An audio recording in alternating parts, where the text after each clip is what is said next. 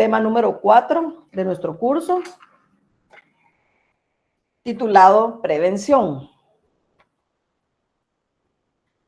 Les comento que hasta este tema llega el contenido que va a ser evaluado para el primer parcial, que será el 30 de marzo.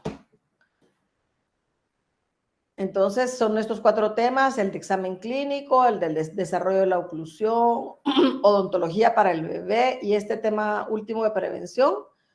Los 4 temas que ustedes deben de tener leídos y sabidos para ser evaluados en este primer examen parcial. Como les dijo la doctora Chinchilla durante su clase, es una buena oportunidad para que ustedes obtengan punteos altos, ya que los temas son bastante sencillos y fáciles de manejar. El contenido no es mucho. Así que aprovechen, ¿verdad? Aprovechen para estudiar bastante y para estar listos y preparados para ese día.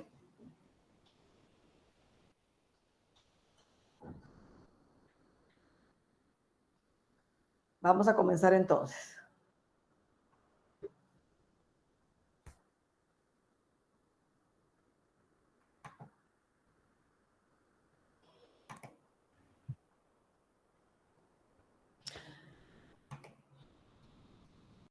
La prevención es la que ahora los odontólogos y otros muchos defienden como la mejor y la mayor esperanza para la salud. Los doctores Milgram y Weinstein han manifestado que el camino hacia la prevención de la enfermedad dental en general y de la caries de la niñez temprana en particular es directo y fácil de seguir. Cualquier padre puede hacerlo, dicen ellos, y cualquier niño con la ayuda de sus padres puede hacerlo también. Aún así, la mayoría de países latinoamericanos continúa presentando índices de caries que los sitúan entre los rangos de moderado a severo y muy severo. Para poder hacer una prevención eficaz contra la caries dental, debemos tener en cuenta todos los factores implicados en la etiología de la caries: el agente, el huésped, el sustrato. Además de estos factores directos, existen múltiples factores de riesgo, los cuales, en la medida de lo posible, se deben intervenir para que no influyan en la aparición de la enfermedad.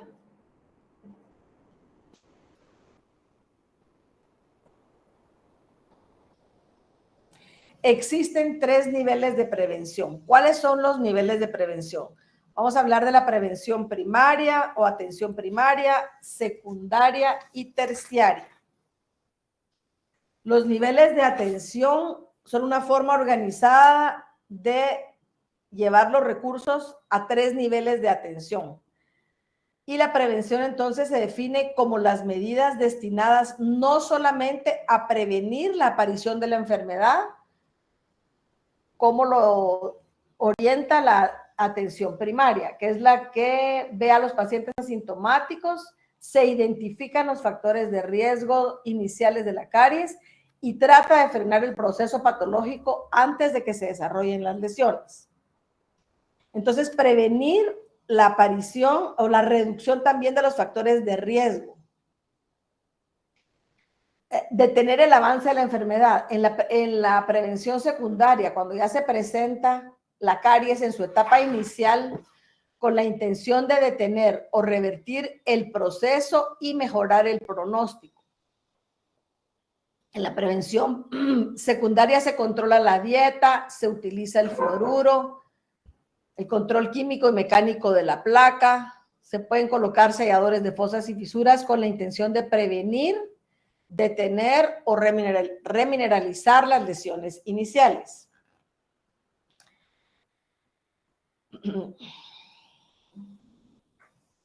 Y la prevención terciaria se enfoca a las lesiones dentarias que ya han producido cavidades y ya se tratan con operatoria dental.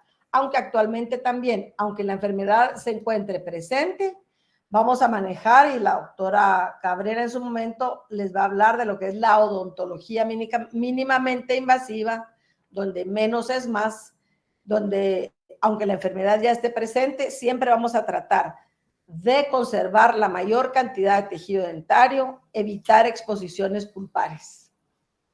O sea que dentro de los mismos 3 niveles de prevenciones siempre vamos a seguir siendo, valga la redundancia, lo más conservadores posibles, lo más preventivos posibles, ¿verdad?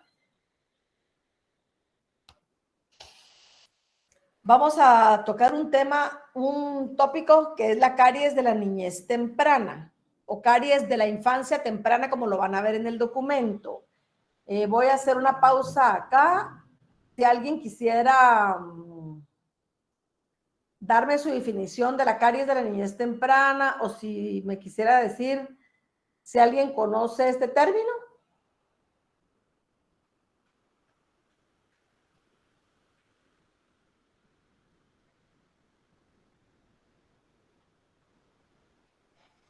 Buenos días, doctora. Yo pienso que ese término puede ser el de la caries de biberón.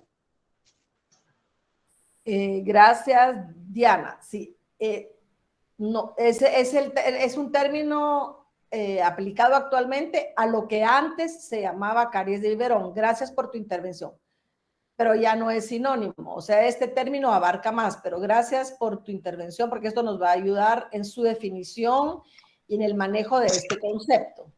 ¿Alguien más que nos quisiera apoyar para hacer más amena la disertación?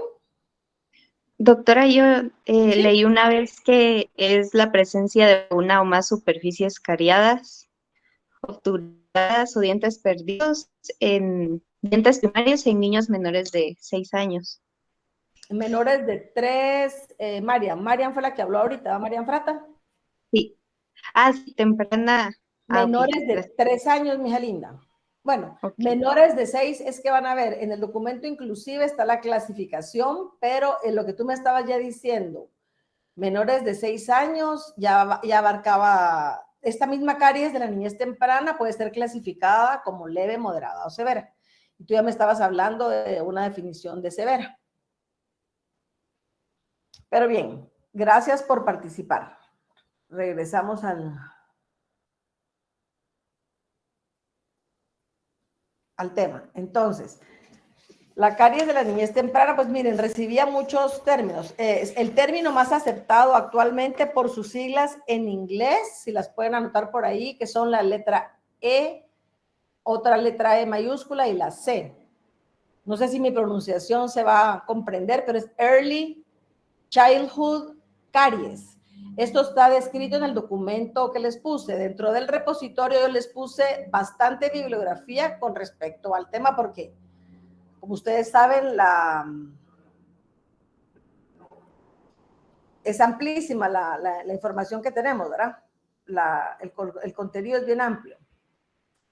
Entonces, les vuelvo a repetir, EEC en letras mayúsculas por su denominación en inglés, que es el Early Childhood. En el documento le falta una D cuando ustedes lo lean.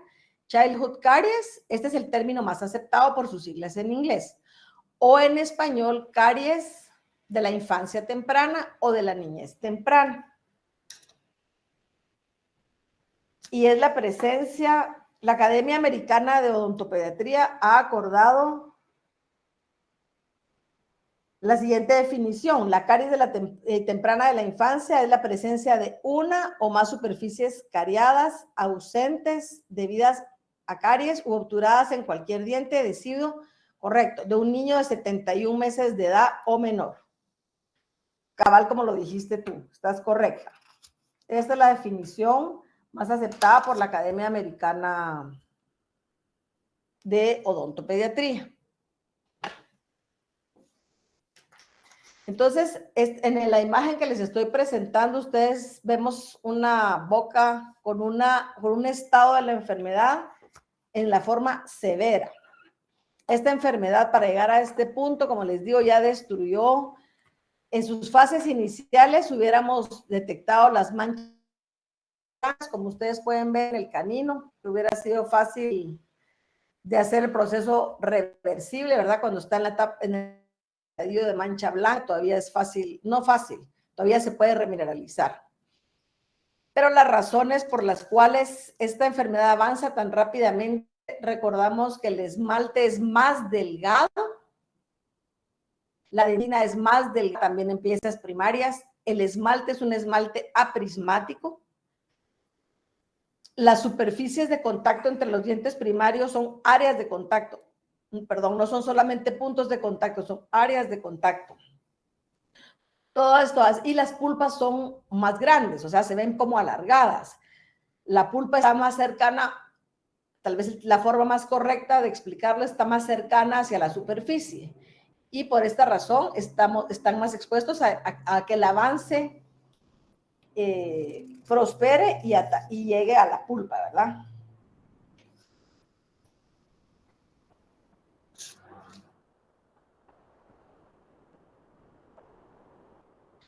Los dientes más afectados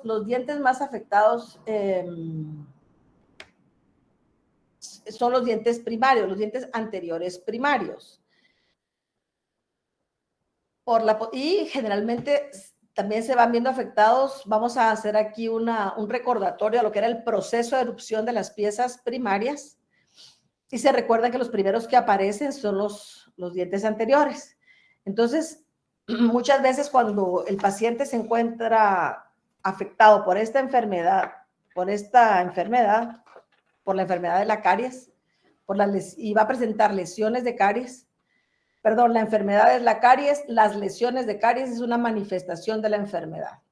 Más adelante voy a hacer énfasis en por qué les hago la diferencia en cuanto a las lesiones. Las lesiones son la punta del iceberg que ustedes están viendo, o sea, que estamos viendo.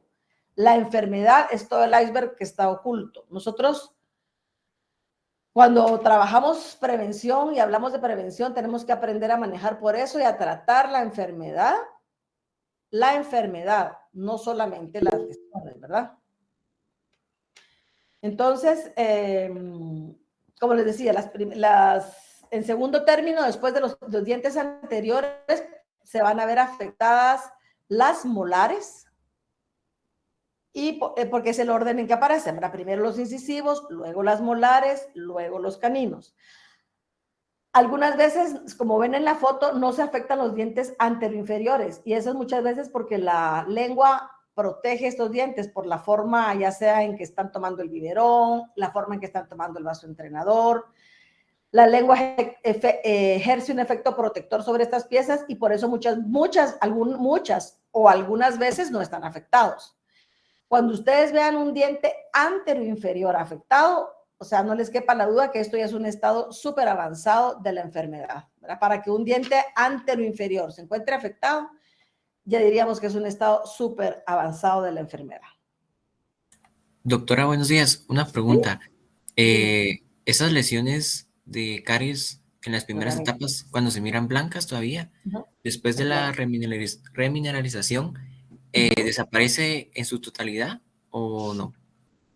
Gracias por tu pregunta. La mayor parte de las veces, si manejan ustedes bien sus protocolos con aplicaciones de fluoruro, se van a hacer casi imperceptibles. Cuando ustedes evalúan las piezas dentarias y cuando evaluamos y tratamos de detectar estas lesiones, se hace de dos formas. Primero, si ustedes ya detectan la lesión blanca con el diente húmedo, diríamos que ya va en un estado más avanzado, porque si es detectable en un diente húmedo, quiere decir que ya avanzó más. Pero la mejor forma es de hacerlo en forma seca. O sea, ustedes secan las piezas para poder comprobar realmente y no debemos de tocar estas lesiones de mancha blanca. Las debemos de dejar así y por eso actualmente se usa una sonda de la OMS, que es la que utilizamos en el departamento para evaluar, hacer los exámenes en piezas primarias. Ya no utilizamos el explorador. Esto, algunas cosas o algunos conceptos que yo les voy a dar, ustedes seguramente ya los escucharon en cariología con el doctor Axel Popol, porque nosotros hemos unificado nuestros criterios con los de él.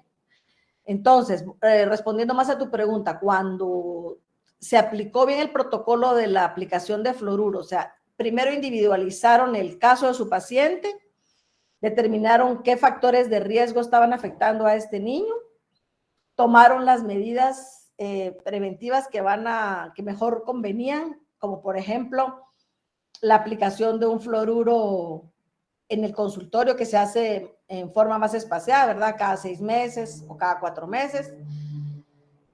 Y si el protocolo se le llevó bien y el tratamiento, digamos, tratamiento de esa mancha blanca fue exitoso, tienden a ya no ser perceptibles a la vista, o sea, prácticamente desaparecen. No sé si me explico. O sea, por ejemplo, si antes la detectabas con el diente húmedo, ya no la vas a detectar con el diente húmedo, y cuando apliques aire sobre la pieza dentaria, va a ser casi imperceptible. O sea, pasan casi a ser imperceptibles. Sería la respuesta que podría darte, ¿verdad? Pero lo más recomendable es no tocar las lesiones para no quebrar nosotros ese esmalte o nosotros provocar una cavitación sin querer, ¿verdad?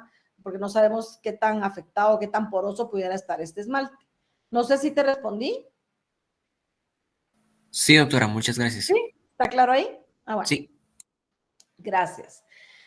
Entonces, este autor, Wine, en 1999, como les digo, dentro de la misma clasificación de la caries de infancia temprana, CIT, por sus siglas en español, CIT, él la subclasificó, digamos, o sea, la puso como tipo 1 de leve a moderado, tipo 2 de moderado a severo, o tipo 3 si era severo, ¿verdad? A raíz de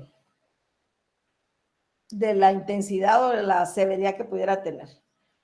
Como les digo, cuando ya hay lesiones en las piezas anteroinferiores, definitivamente es tipo 3 o severo. Tipo leve a moderado diríamos cuando únicamente está como mancha blanca, cuando ustedes únicamente ven las manchas blancas, sería el tipo 1.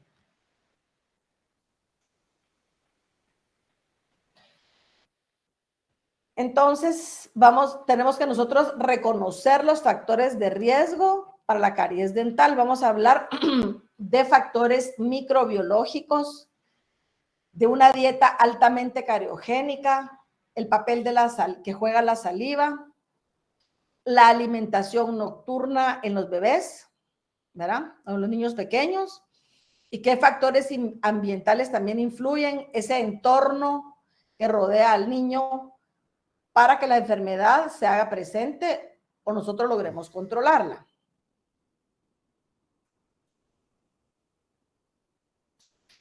Dentro de los factores protectores, recuérdense que debe haber un balance entre los factores protectores y los factores de riesgo para que la enfermedad no se presente. El consumo de agua fluorada debe tener de 0.7 a 1.2 partes por millón para que realmente tenga un consumo deseable de fluoruro. Pero el consumo de agua fluorada como medida es un factor protector, pero relativo en cuanto a que el efecto tópico del fluoruro es el que nos va realmente a interesar a nosotros. O sea, el fluoruro que vamos a encontrar en la crema dental o en buches o en geles o en barnices es el que va a ser más como un factor protector. Pero sí debemos conocer, por ejemplo, la ingesta de fluoruro que nuestro paciente tiene a su alcance. Por ejemplo, si consume agua fluorada que contenga, como les digo, entre 0.7 o 1.2 partes por millón de fluoruro, para tomar la decisión de dar algún tipo de suplemento fluorado en pastillas, sería uno de los factores protectores que debemos considerar. El cepillado dental a diario con pasta fluorada, eso es mandatorio, ¿verdad? Media vez las piezas dentarias están presentes en la boca, se recomienda el cepillado dental diario con pasta fluorada. Y que esta pasta fluorada tenga la cantidad de fluoruro recomendable para que tenga un efecto terapéutico. ¿Alguien quiere comentar cuál es la cantidad que actualmente se recomienda en cuanto a cantidad de fluoruro de las cremas dentales en niños para que tengan efecto terapéutico? Se los digo yo ahorita. ¿O alguien ya lo conoce? bueno, 1100 partes por millón. Vayan anotando todos estos datos que yo les voy a ir dando a lo largo de la presentación. Son los aspectos que debemos tener siempre nosotros presentes y muy presentes, ¿verdad? El cepillado dental diario con pasta florada que tenga de 1000 partes por millón hacia arriba, 1100 partes. Las pastas que están diseñadas para adultos contienen 1450 partes por millón, pero en niños con que la pasta tenga 1000 partes por millón para arriba, entonces ya tiene un efecto terapéutico. El tratamiento de fluoruro tópico por un profesional de la salud. Nosotros como profesionales de la salud podemos hacer aplicaciones de fluoruro, primero determinando en nuestros pacientes, lo vamos a ir colocando y haciendo uso para esto de Cambra. Ahí se recuerdan, ahorita vamos a recordar nuevamente lo que es Cambra, que era el método sistema de evaluación del riesgo de caries dental para que nosotros vayamos ubicando al paciente para ver qué tipo de paciente es en cuanto a su riesgo de caries dental y de esta manera tomar las decisiones de qué tipo de fluoruro tópico vamos a aplicar. La forma más utilizada actualmente es por medio de barniz de fluoruro, ya que antes se utilizaban geles o espumas, pero siempre se corre un poquito el riesgo de que lo ingieran y entonces la forma más segura de colocarlos por medio de un barniz. Y las visitas periódicas al consultorio. Todo esto tiene que ir siendo englobado, todos nuestros factores protectores e individualizarse por paciente. Los hábitos de la dieta, que es otro factor que nosotros debemos manejar y orientar desde, ¿se recuerdan cuando les hablaba de los 1000 días del bebé y del periodo de embarazo de la mamá? Desde lo que la mamá está comiendo hasta la dieta que la mamá empieza a modelarle a su hijo, ¿verdad? Depende exclusivamente de los padres, definitivamente. Lo que esos padres consuman en su casa, los hábitos que ellos tengan, lo que coman, qué tanto azúcar o carbohidratos se ingiera en determinada familia. Todo esto va a influir para ir haciendo los hábitos de dieta del paciente y nosotros pues debemos hacer énfasis en que mientras menos carbohidratos se consuma o menos azúcar se consuma, la dieta va a ser más saludable. La dieta va a ser más saludable y en todo sentido. Otra cosa que se debe evitar es comer entre comidas, o sea, darle a los niños pequeños bebidas azucaradas o alimentos azucarados, jugos de frutas, yogurts, todo este tipo de alimentos trae mucha carga de azúcar. Y la Academia Americana de Pediatría nuevamente recomienda que no debe darse más de 4 a 6 onzas de jugo de frutas por día en los niños pequeños, en niños entre 1 y 6 años. Y los niños en este mismo rango de edad no deberían de tener dentro de su ingesta diaria más de 4 cargas de carbohidratos en su dieta. Por ejemplo, ya le dieron un carbohidrato en la mañana o 2 carbohidratos en la mañana, tal vez una carga a mediodía y por último uno en la refacción de la tarde, ¿verdad? Pero sí deberíamos ser muy acuciosos en ver qué alimentos contienen carbohidratos, porque recuérdense que estos carbohidratos se transforman en azúcar, ¿verdad? Y entonces se recomienda que no deberíamos darle más de 4 cargas en un día a los pacientes niños.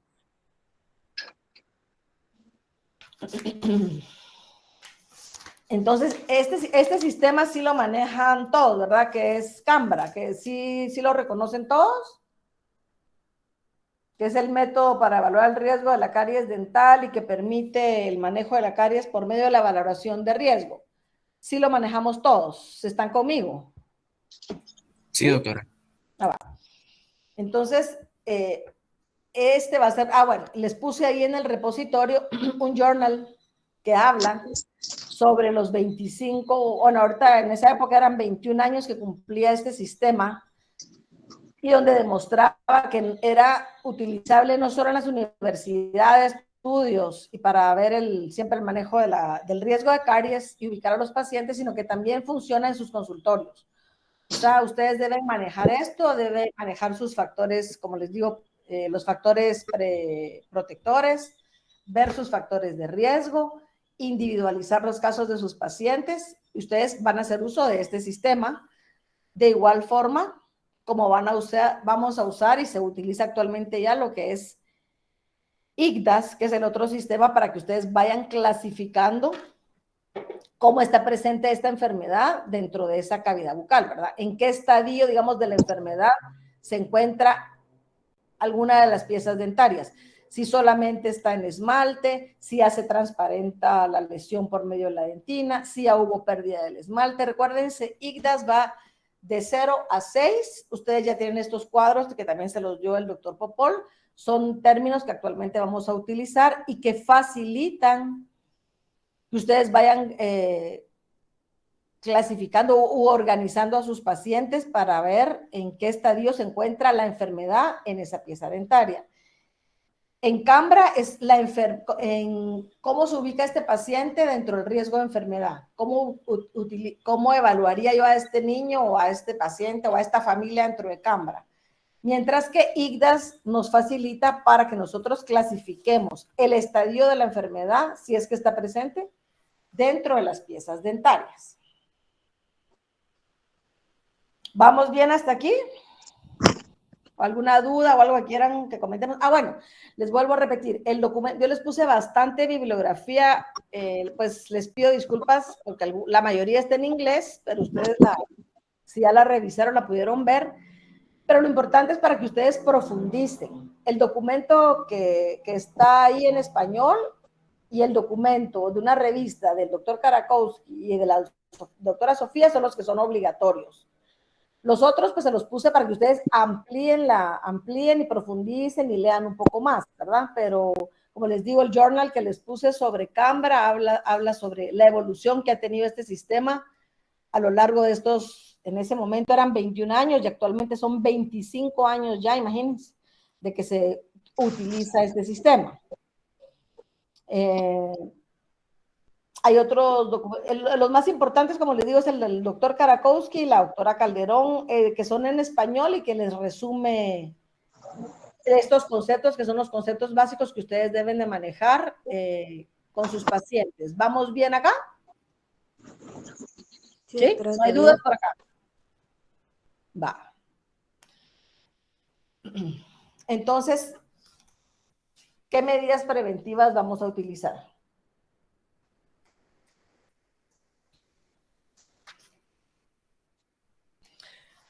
Antes que nada, vamos a recordar que existe una tríada cuando nosotros manejamos pacientes niños. Debe haber un contacto muy cercano entre nosotros, los profesionales, que vamos a instruir a los padres que van a aplicar todas las medidas en el niño, ¿verdad? Entonces, si esta tríada formada por nosotros tres, profesionales, paciente o niño, y los padres de salud, estamos en comunicación, tenemos bien ubicado a nuestro paciente y bien clasificado y aplicamos las medidas que mejor le funcionen a este niño, la enfermedad la vamos a lograr. Primero, que no se presente si estuviéramos a un nivel primario. Si estuviéramos a un nivel secundario, vamos a evitar que avance la enfermedad. Y si estuviéramos en una atención terciaria, igual, vamos a buscar esa técnica, la técnica restaurativa que mejor se acomode a este niño, tomando en cuenta, como les decía, lo que actualmente se pregona, ¿verdad? Que es menos es más. Mientras menos tejido dentario nosotros removamos, mejor va a estar nuestro paciente y mejor va a ser nuestra medida. Entonces,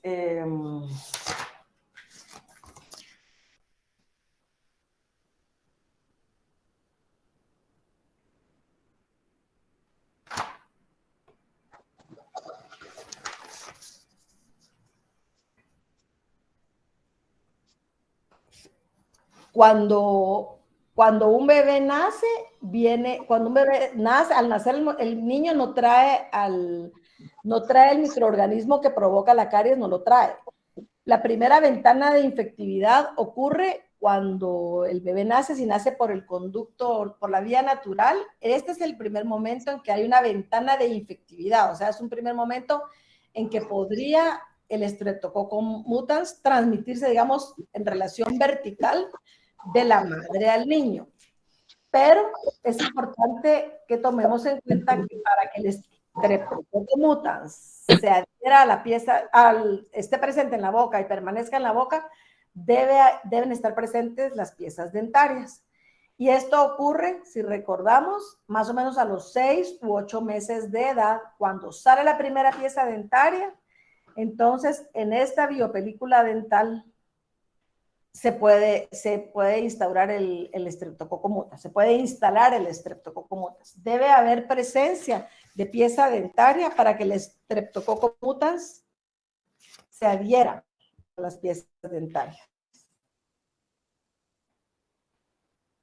Y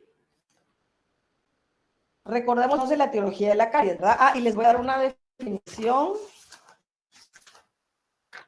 definición de la caries dental, que es una enfermedad dinámica. Esa nos la dio el doctor Popol en el 2020. La caries dental es una enfermedad dinámica, biofilm y dietéticamente mediada, multifactorial, no comunicable, resultando en pérdida neta de mineral de los tejidos duros dentales.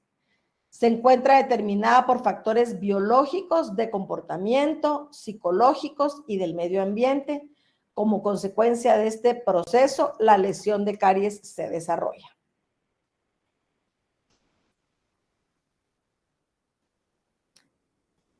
Los malos hábitos alimenticios que persistieran en un paciente pueden llevarlo a padecer cualquiera de estas enfermedades que son las que actualmente padecen los niños en su mayoría: obesidad, enfermedad cardíaca, caries o diabetes. Estas 4 enfermedades, según la Organización Mundial de la Salud, son las 4 enfermedades que más padecen los niños en la actualidad. Y si se dan cuenta, están asociadas al consumo de azúcares.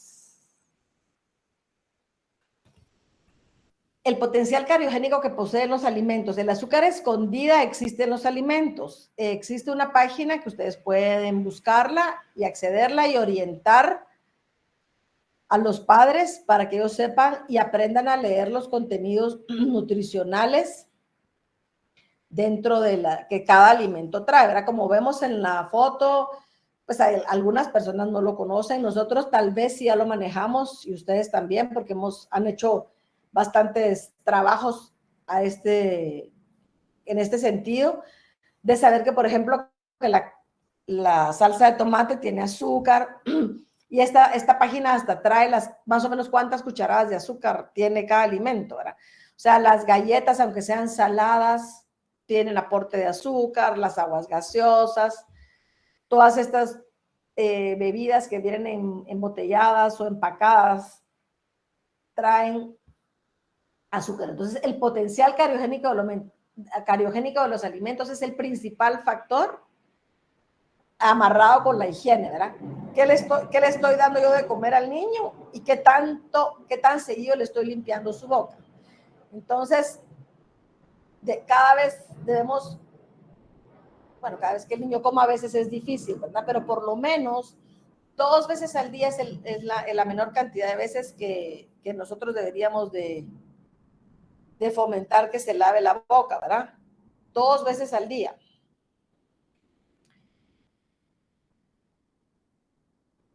El principal tiempo el principal tiempo en que la boca debe estar limpia es durante la noche, ¿verdad? Este tiempo en que los niños se van a ir a dormir y que van a pasar muchas horas con la boca cerrada, ya se sabe que es el tiempo que no debemos dar tampoco alimentación nocturna. Las mamás que dan pecho a libre demanda, cuando ya están presentes las piezas dentarias, también están poniendo como en un factor de riesgo al niño si le dan a libre demanda durante la noche y el niño se pasa mamando toda la noche y ya tiene presente las piezas dentarias. Habría que limpiar esa pieza dentaria para romper esa biopelícula que se forma en el diente.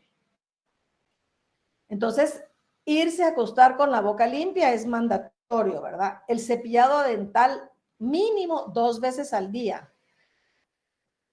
También es de las medidas protectoras que nosotros tenemos que darle a los niños. El cepillado dental, el uso del hilo dental, como ven en la foto, ¿verdad? Esto es algo que los papás tienen que, es una medida que los papás deben realizarla en los niños, porque un niño pequeño no va a lograr hacerlo, ¿verdad? Y existen también algunos aditamentos que facilitan este proceso.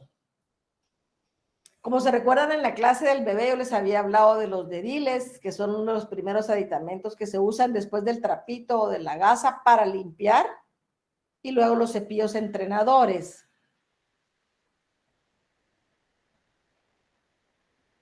Estos son aditamentos para pasarles el hilo dental, para facilitarles o para que los niños vayan, no se resisten a que se lo hagan, ¿verdad? Pero debe ser hecho por un adulto. El flúor sistémico, como les digo, no es la mejor opción como medida preventiva. El flúor sistémico solo debemos estar enterados si nuestro paciente está teniendo ingesta de flúor sistémico por alguna vía en el agua que está tomando, en la sal que están comiendo, aunque es difícil de medirlo, pero debemos saber que hay un poquito de ingesta de fluoruro, solamente para que ubiquemos a nuestro paciente en cuánto de ingesta de fluoruro tiene, ¿verdad? El fluoruro tópico, que es el que realmente va a ayudar, va a tener un efecto preventivo, lo podemos utilizar en las cremas dentales, existen geles, barnices y un compuesto que se llama fluoruro de amino de plata. Dentro de las cremas dentales debemos manejar la cantidad que vamos a colocar en el cepillo dental. Si son pacientes niños de 0 a 3 años, la cantidad de pasta, de crema dental que se coloca debe ser solamente raspar el cepillo, lo que se llama raspado, raspar la cantidad de pasta sobre las cerdas del cepillo. De 3 a 6 años podemos colocar el tamaño de un arroz y de 6 años en adelante ya el tamaño de una arvejita. Los geles, como les comenté hace un momento, ya no muy se utilizan para evitar el riesgo de que se traguen, así como los enjuagues de fluoruro que siempre deben recomendarse después de los 6 años de edad, cuando ya se tiene un poquito más de control el fluoruro para hacer buches. El barniz de fluoruro es la forma que nosotros más recomendamos para colocar o para controlar el aporte tópico de fluoruro, ¿verdad? El fluoruro tópico tiene los siguientes mecanismos de acción: favorece la maduración posterior del esmalte, hay mayor resistencia a la desmineralización del esmalte, o sea que se refuerza el proceso de desmineralización y por lo tanto va a haber una disminución del potencial cariogénico de la placa.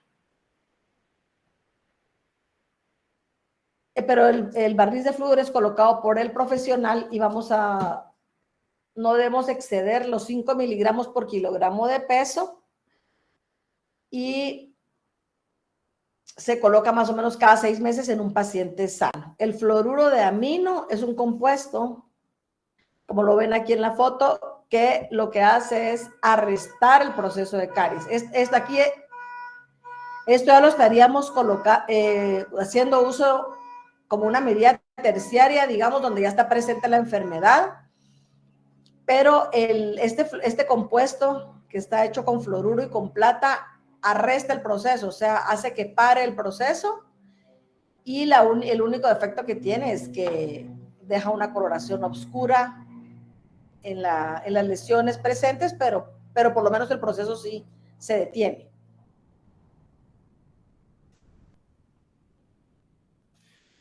Los dentífricos fluorados los vamos a encontrar en el mercado desde una crema dental sin fluoruro hasta compuestos fluorurados que contengan 2.200 partes por millón. Las cremas dentales sin fluoruro, como ya no tienen efecto terapéutico, antes se utilizaban pues para cepillar en las bocas de niños pequeños. Pueden utilizarla en un niño pequeño que sea cero riesgo, de menor de 3 años, solo para poner el hábito. Hay muchas que vienen con sabores de frutas, pero sabemos que no tienen efecto terapéutico porque no tienen fluoruro. De 500 a 800 partes por millón, pues se pueden utilizar en niños de 1 a 3 años, aunque la cantidad de fluoruro pues no es la ideal, ¿verdad? Porque está comprobado que de 1100 partes para arriba es que va a tener el efecto terapéutico. Y entonces esta es la que vamos a recomendar en nuestros pacientes de 3 años en adelante, para llegar a la utilización de la que tiene 1450 partes por millón, que es la que se utilizan en adultos. De 2200 partes por millón actualmente ya pues no hay muchas en el mercado, se utilizaban en casos especiales. La Colgate trajo una, pero actualmente pues no muy se consigue. Son pastas medicadas que se utilizan en casos específicos. Aquí vemos algunas, no nos dejemos llevar por el dibujo, por la forma de mercadear el producto. Ahora, como ustedes ven, aquí les puse 3 ejemplos. Hay una que no tiene fluoruro, hay que leer siempre el contenido de la pasta. Esta pasta, van a encontrar pastas, como les digo, sin fluoruro. Van a encontrar pastas que aunque el dibujo que están utilizando para promocionarla, como ven acá, es ya de una muñeca Barbie, que pues es para niñas más grandes. Si ustedes leen el contenido de esta crema dental, únicamente llegaba a las 500 partes por millón, o sea que no es una pasta ideal, ¿verdad? Porque no tendría efecto terapéutico. Entonces, siempre en la parte de atrás, donde está el contenido de los ingredientes de la crema dental, ustedes van a ver y pueden ver qué cantidad de fluoruro tiene para poderla recomendar o prescribir. Por último, llegamos a los selladores de fosas y fisuras, que yo no me voy a detener en la técnica, porque eso ya lo llevan ustedes en la clase de operatoria, pero solo un pequeño recordatorio que vamos a colocar en piezas primarias selladores de fosas y fisuras. Pero para nosotros tomar la decisión si vamos a indicar o no la colocación de los mismos, debemos tomar en cuenta algunas características de las piezas primarias, como por ejemplo, la anatomía de las molares. Si el paciente presenta una anatomía poco accidentada, por decirlo así, una anatomía plana, no se van a sostener los selladores, entonces es mejor no colocarlos. Y por eso generalmente lo vamos a colocar en las 4 molares primarias, siempre y cuando la anatomía lo permita. También, otro factor que tienen que tomar en cuenta cuando tomen esa decisión es si los dientes primarios, por ejemplo, ustedes reciben un niño entre 6 y 8 años y ven que ese paciente ha estado sano, que no tiene ninguna mancha en las piezas molares, entonces diríamos como que no está indicado colocar un sellador a estas alturas, cuando ya pasó desde los 2 años hasta los 8 años, 6 años, el niño sano, ¿verdad? ¿Qué voy a prevenir ahí si el niño ya en ese paciente hubo prevención? Entonces, vamos a enfocarnos en las piezas permanentes. Las piezas permanentes es otra historia, que ustedes las van a ver tempranamente a los 6 años de edad. O sea, cuando ustedes vean los niños pequeños, entonces ahí sí no la vamos a jugar. Las piezas permanentes es otra historia, son piezas para toda la vida. Es un esmalte que está madurando, es un esmalte joven, y que así como si esa boca se encuentra limpia, con aporte de fluoruro, va a ser una boca sana, que si es una pieza que al eructar encuentra restos alimenticios y microorganismos ahí presentes que se pudieran instaurar, pues se pudiera presentar la enfermedad. Entonces, en las piezas permanentes, esa primera molar de los 6 años, que es tan importante, que muchos papás pues ni la toman en cuenta, o no se recuerdan cuando sale, o ni cuenta se dan. Entonces sí tenemos que estar muy pendientes de esta primera molar permanente, que se tarda más o menos 1 año en instaurarse en la boca. La pieza erupciona, o sea, rompe el esmalte, supongamos aproximadamente a los 6 años, pero se tarda 1 año en tomar la altura y estar colocada exactamente, pues para establecer oclusión, se llama, para que ya choque con con la contralateral. Entonces, más o menos durante ese año hay que esperar para ya poder colocar un sellador de fosas y fisuras en las molares permanentes. Sí es recomendable colocarlos, como les digo, cuando la pieza ya está bien instaurada en boca y la hemos estado controlando y monitoreando para que ni siquiera pues, se pigmente y se mantenga sana, ¿verdad? Entonces, les vuelvo a recordar que los documentos están colgados aquí en la plataforma. El del doctor Caracouch y el de la doctora Calderón son los obligatorios. Los otros 4 son lecturas complementarias para que profundicen ustedes en el tema. Entonces, si alguien quiere comentar algo o alguna duda, me dicen.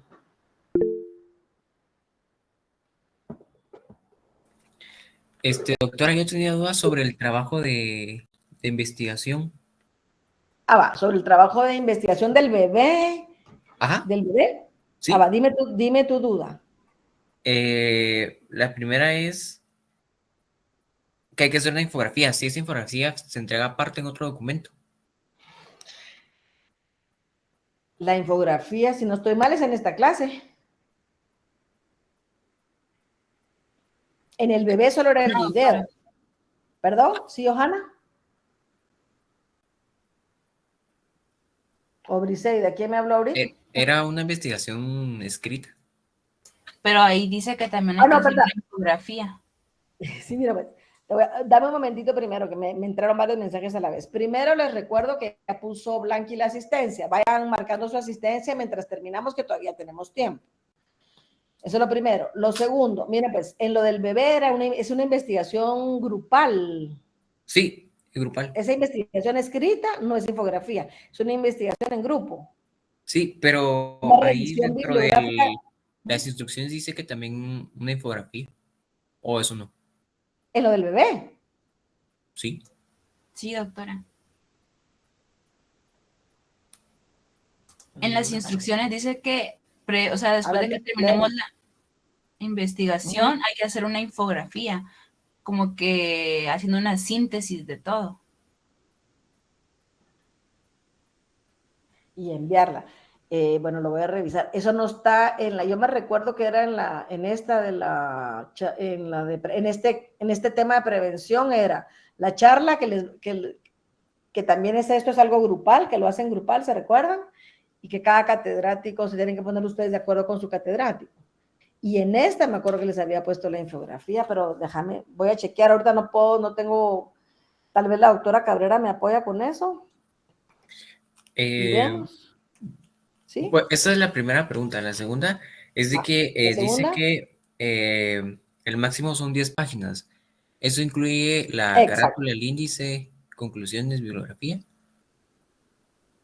Sí. Ok. Eso incluye eso.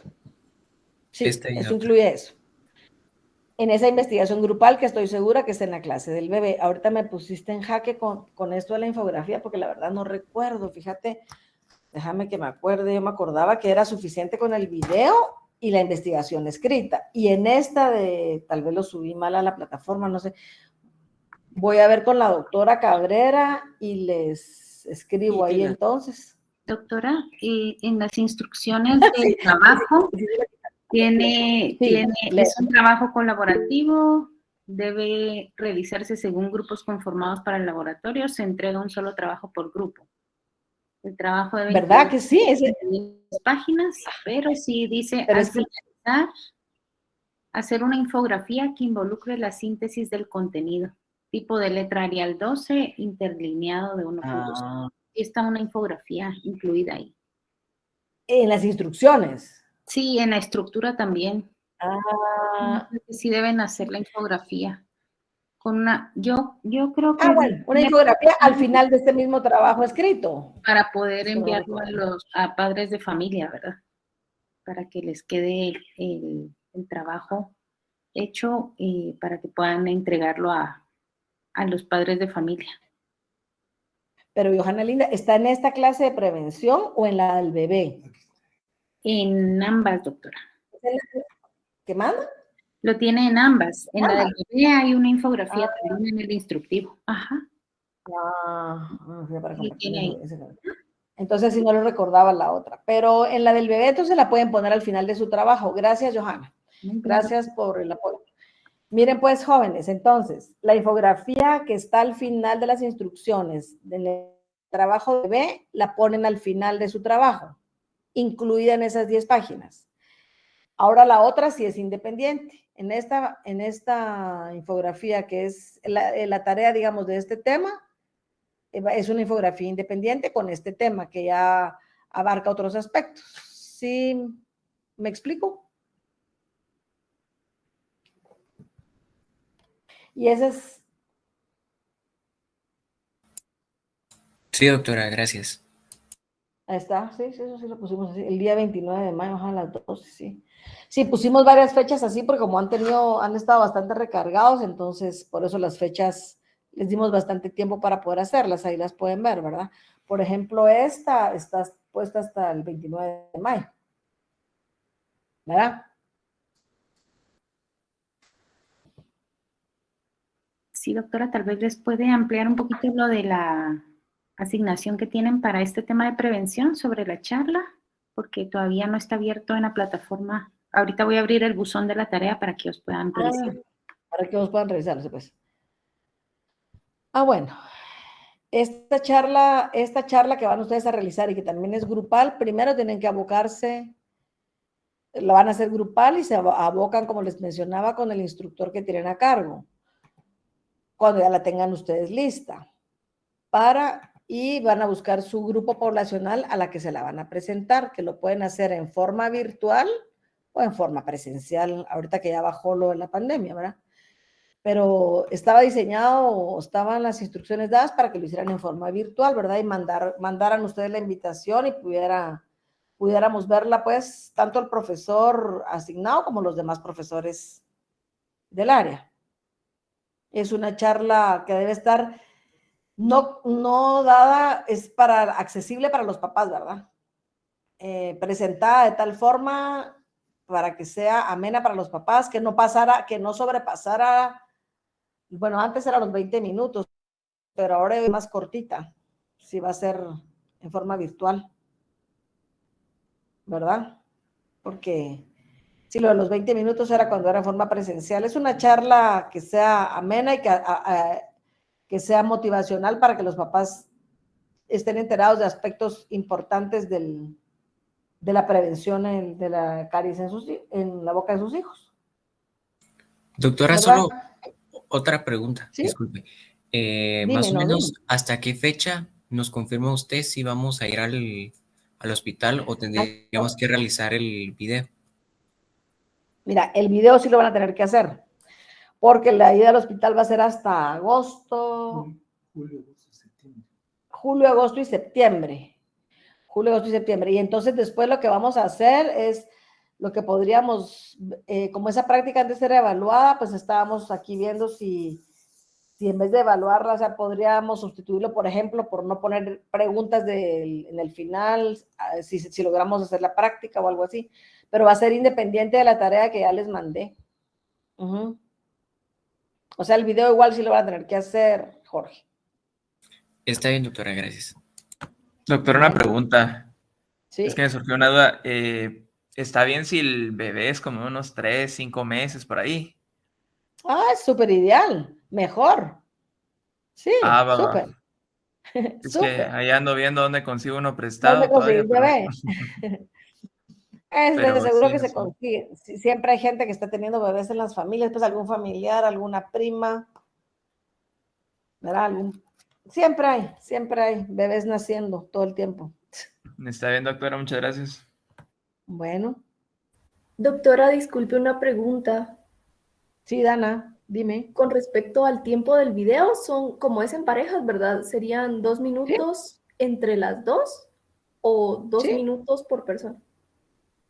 2 minutos entre las dos. Ahí lo vas a ver cuando lo realices. Yo te lo digo porque aquí tengo cargados la mayoría de videos de los jóvenes que lo hicieron en el 21. Y ninguno se pasaba de los 2 minutos, porque la verdad que en lo que tú estás haciendo el examen, ay Dios, no se tardan nada en retraer la boquita del bebé y que uno vea que tú, o sea, lo importante es que tú veas hablando, ¿verdad? Que vayas diciendo en ese momento, ¿verdad? Estoy evaluando estos tejidos, así como les puse, no sé si ya lograron ver los videos que les colgué, ya. Todavía no. Bueno, pues ahí lo pueden ver, pero sí no se tardan más de 2 minutos. Si no es muy largo y muy pesado. Está bien, gracias, doctora. Claro, les da tiempo re bien, no tengas pena, pareciera que es poquito tiempo, pero como te digo, ya tuve la experiencia con estos jóvenes y lo logran hacer súper bien para servirte.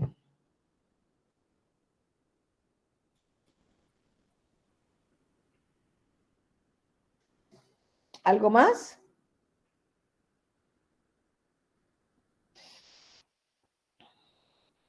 Doctora, buenos días. Buenos días, Briseida. Solo con una pregunta.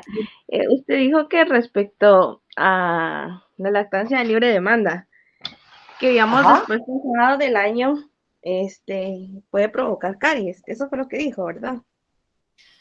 Ajá, lo que yo les dije que, sí, que lo que se reporta en la literatura es que la lactancia, y lo vas a ver ahí, lo vas a volver a leer en el documento que yo les subí, que lo hizo el doctor Karakowski.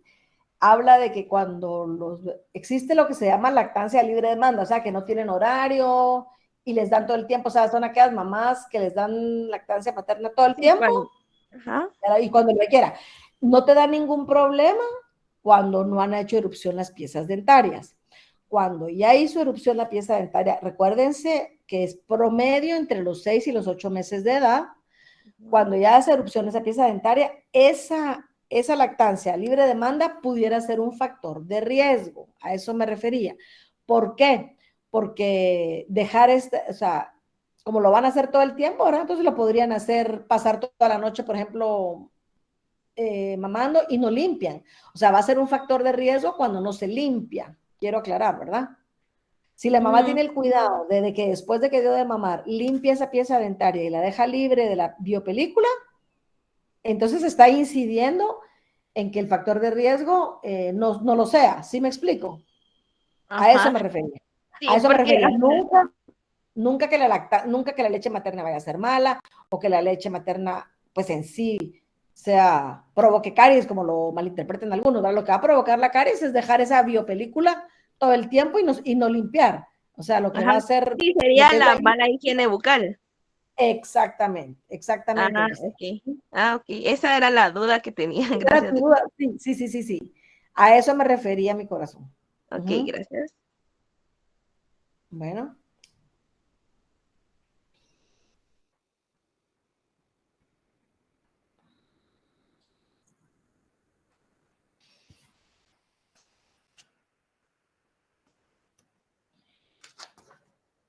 Bueno, el próximo tema, doctora Cabrera, si quiere me ayuda. ¿Cuál es el próximo tema que toca este jueves?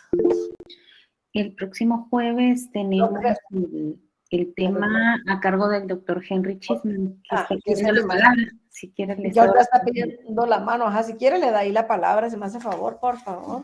Doctor Chisman, adelante. ¿Qué tal está? Muchas gracias, Johanita. Muy amable, doctora Castillo. Muy bonita su presentación. La felicito. Muy didáctica y con mucho conocimiento, ¿verdad? Quiero compartirles a todos ustedes que ya se encuentra disponible toda la metodología y la temática correspondiente al siguiente tema, que es el tema número 5 del curso de odontopediatría, consistente en el manejo conductual del paciente pediátrico. Y entonces ya se tiene lo que es la ruta de aprendizaje, existe lo que es un documento elaborado para todos ustedes por su servidor, y también existen lo que son unas cápsulas informativas. En estas cápsulas informativas se trata la gran mayoría de los tópicos correspondientes a el tema de manejo conductual del paciente pediátrico. Si pueden comenzarlo a visualizar, les agradecería muchísimo, porque no hay que dejarlo de decir, pero nos están limitando un poco en cuanto a los periodos de clase. Y entonces este es un periodo que que yo considero que se puede dar fácilmente unos 2 o 3 tiempos de clase, pero nos dejaron asignados muy cortos tiempos y yo pues por eso es que estoy haciendo esta metodología, teniendo estas cápsulas informativas con la información ya subida y grabada en la plataforma Moodle y vamos a hacer una recapitulación de los aspectos más importantes que nosotros necesitamos que ustedes aprendan respecto a el manejo conductual del paciente pediátrico en la consulta dental. Muchas gracias y los espero el día jueves. Gracias, Henry.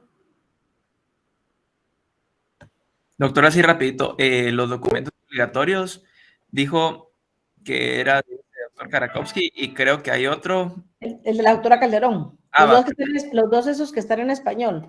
Todos los demás que están en inglés, pues igual para que ustedes profundicen, ¿verdad?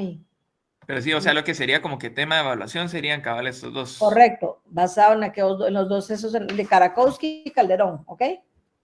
Vaya, doctora, muchas gracias. Para que ustedes lean más y hay bastante. Ahí van a ver cuando hagan su trabajo, su otro trabajo. Sí, Gabriel. Gracias, doctora. Para servirte.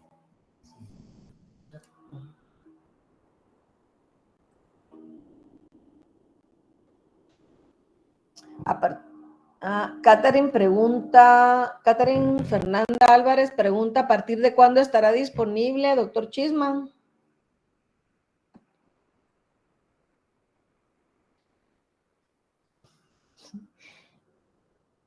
No sé si todavía está el doctor ahí, pero yo le entendí que a partir de hoy, Catherine. Perdón, disculpen la pregunta, es que tuve un problema con el internet y...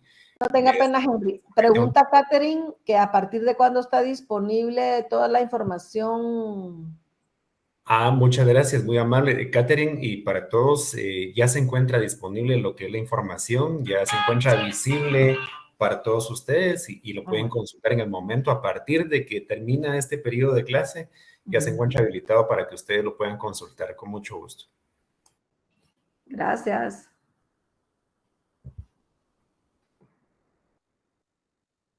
Gracias a ustedes, muy amables.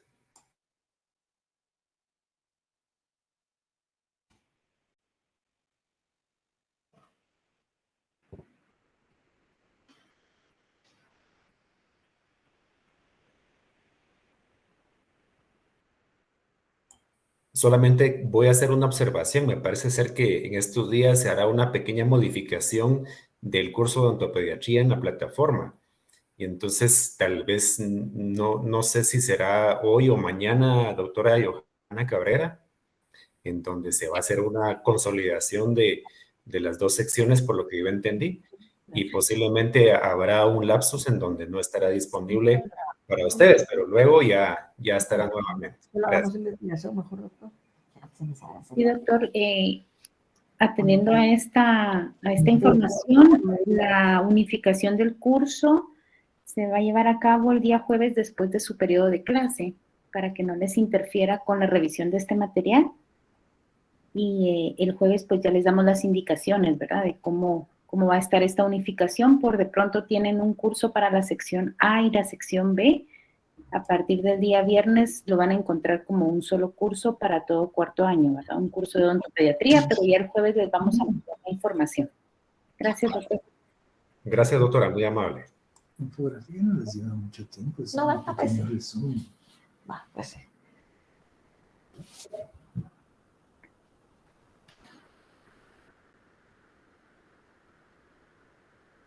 Bueno, creo que no hay ninguna otra pregunta, doctora. Sí, ya no veo ninguna pregunta ni en el chat tampoco. O sea que podemos dar por concluida la sesión del día de hoy. Sí, así es, doctora. Sí, si quieren poner sus cámaras, solo para despedirnos, si gustan, pues las pueden abrir.